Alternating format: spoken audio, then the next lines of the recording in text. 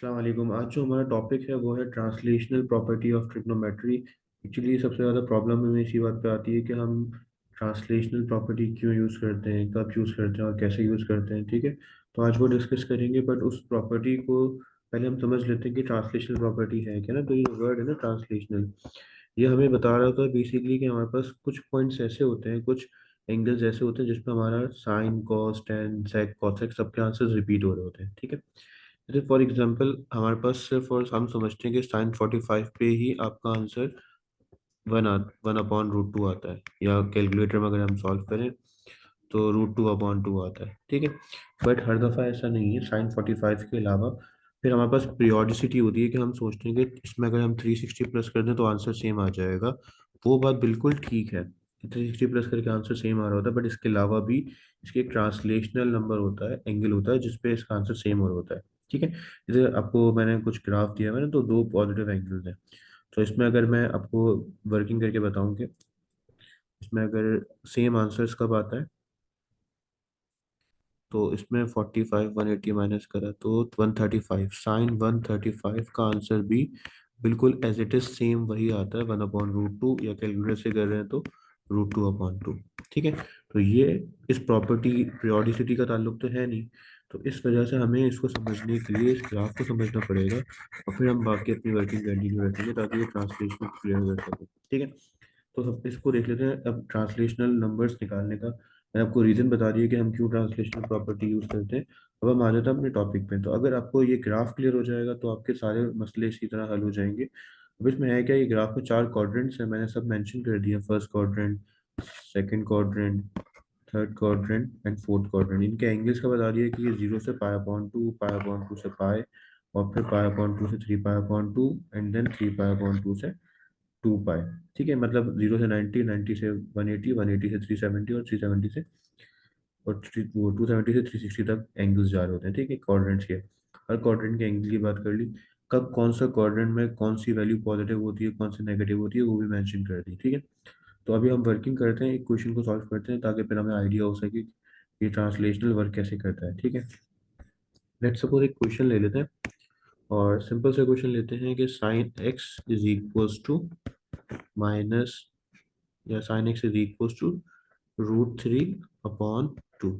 ठीक है, अब अगर मुझे एक्स की वैल्यू निकालनी है तो आपको पता है कि साइन इनवर्स आ जाएगा हमारे पास। ये साइन वहां जाके इनवर्स बन जाता है, तो इसकी पावर हो जाएगी -1। और हमारे पास एक्चुअली वैल्यू क्या आती है, रूट थ्री अपॉन टू। वो अनचेंज ही रहेगा, वो एज इट इज रहेगा। तो अगर आप कैलकुलेटर से आंसर निकालोगे तो आपका कैलकुलेटर से आंसर आ जाएगा x is equals to pi upon three.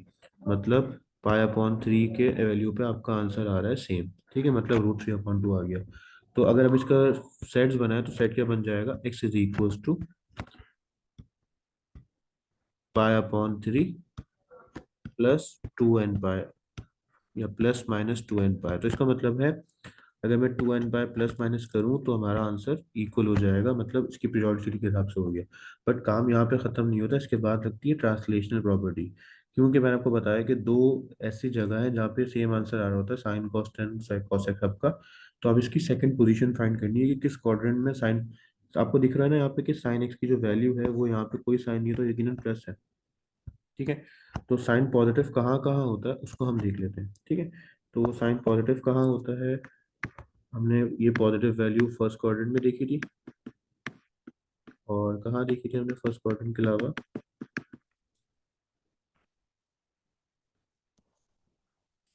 ठीक है। पॉजिटिव वैल्यू हमें देखी थी फर्स्ट क्वाड्रेंट में, पहली पॉजिटिव वैल्यू थी इसकी, और सेकंड क्वाड्रेंट में। इसका मतलब है दो क्वाड्रेंट पे ये सेम होता है। कौन कौन से, फर्स्ट और सेकंड क्वाड्रेंट पे। तो सेकंड क्वाड्रेंट पे कंडीशन, ये बड़ी इंपॉर्टेंट कंडीशन है, ये आपको समझना और लिखना लाजमी है अपने पास। ये कंडीशंस, ये कंडीशन, ये condition, and then this one, ये सारी कंडीशन बड़ी इंपॉर्टेंट है। फर्स्ट क्वाड्रेंट का तो बड़ा सिंपल सा काम है कि जो आंसर आ रहा है वही आपका एक्चुअल आंसर है। पर इसके अलावा second quadrant, third, fourth quadrant, आपको जब भी वैल्यू पॉजिटिव या नेगेटिव होती है उसको देखते हुए वर्किंग करनी है। तो साइन पॉजिटिव होता है फर्स्ट और सेकंड पे। तो अब हमें फर्स्ट और सेकंड पे वर्किंग करनी है, तो हमें पता है कि सेकंड क्वाड्रेंट की प्रॉपर्टी क्या है, पाई माइनस थीटा। तो हमें translational according, by translational property translational property के हिसाब से हमारा सेकंड क्वाड्रेंट आ रहा है, ठीक है।